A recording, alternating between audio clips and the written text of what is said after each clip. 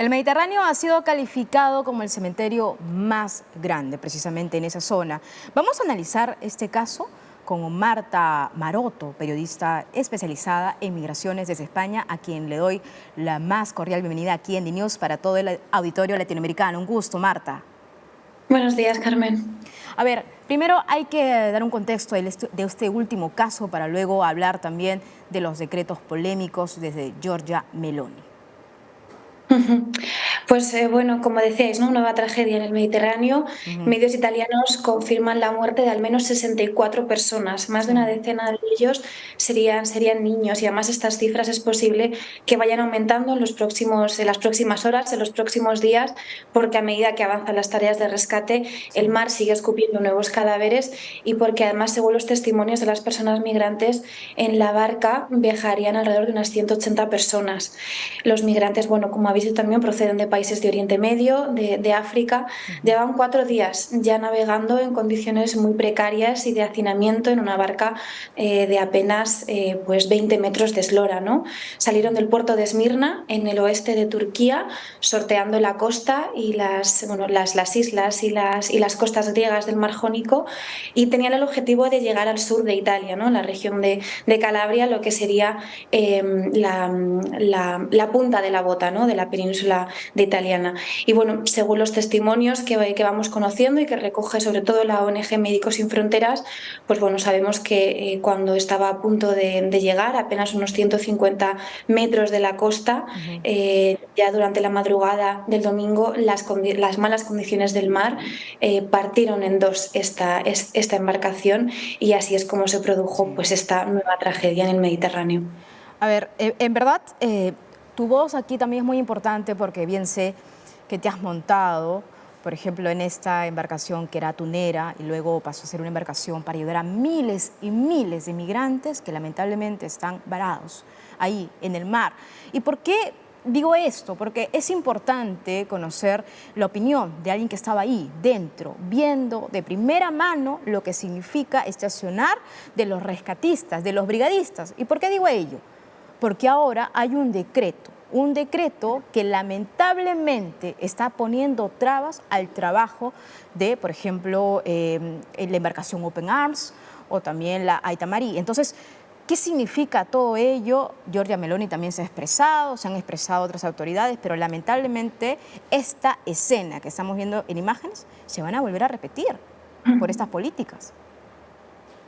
Sí, de hecho es una escena, por desgracia, habitual, sobre todo en todo el sur de Europa, y sobre todo en Italia, ¿no? Que es el país que más llegadas de migrantes tiene. Lo que comentabas de los barcos de rescate, esta ruta en concreto, como decíamos, llevaban 4 días navegando, habían salido desde Turquía. Esta ruta en concreto, que se ha bautizado como la ruta turca, no es de las más habituales porque es mucho más larga, porque entonces es más peligrosa, ¿no? Que también eso es un dato interesante, el cómo da igual las fronteras que quieran levantar los gobiernos, y cómo por muchas trabas que se pongan, los migrantes que huyen de zonas de guerra como Siria, como Afganistán, van a seguir buscando esos puntos de entrada, ¿no? Las ONGs de rescate, como mencionabas, sobre todo están enfrente de las costas libias, que son los puntos de salida más habituales de las pateras y de las embarcaciones precarias de migrantes. Y es la ruta que aquí conocemos como la del Mediterráneo central, que es la que llega a Sicilia y a zonas del sur de Italia. Y bueno, pues como dices, es verdad que nada más sí que por parte de las ONGs, por parte de Médicos Sin Fronteras, sí que hay un poco esa sensación, ¿no? de negligencia y de falta de socorro, porque la Guardia Costera Italiana no se activó, y como digo, es una zona que no suele tener barcos de rescate, además tan cerca de la costa ya, ¿no? Está prácticamente ya en aguas italianas, y eso es jurisdicción de la Guardia Costera Italiana. Ahora, para entrar en detalle y entrar al punto, al grano, en definitiva, estas consecuencias del decreto que se gesta en la administración de Giorgia Meloni, se podría decir o se podría resumir: si antes estos puertos estaban cerrados con políticas extremistas radicales, ahora tenemos puertos lejanos, porque en resumen tendrían que pedir permiso estas embarcaciones para poder desembarcar, y estos pateras, están por días tratando de llegar a la costa, pero lamentablemente por temporales tan fuertes o por el mal clima ocurren estos hechos. Básicamente es eso, Marta.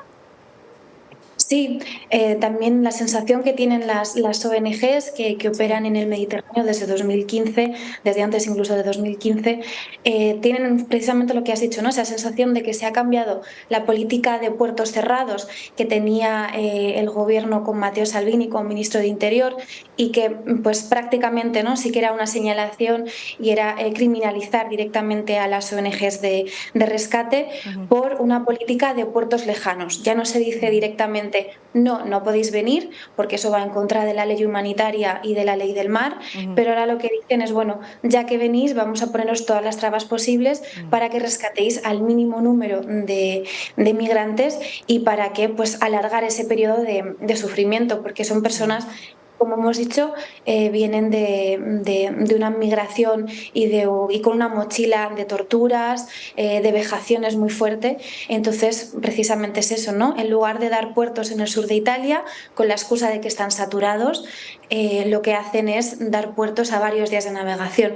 También esto lo que tiene es el efecto de desgastar, tanto mediática como económicamente, a las ONGs de Y rescate. mientras tanto, me imagino la frustración que deben sentir los brigadistas, los socorristas, los que están ahí dentro del mar sin poder tomar una opción adecuada porque van a tener que hacer un trámite burocrático, si podríamos decirlo de alguna forma, para poder rescatar a todos los migrantes que están varados y llevarlos a un puerto más cercano. Eso por un lado. Ahora, tengo una data también que se ha incrementado un 50% el tránsito en la ruta del Mediterráneo Central frente a las costas de Libia, como bien explicabas, una de las rutas también muy usadas. ¿Cuál es tu perspectiva, Marta, acerca de lo que puede pasar?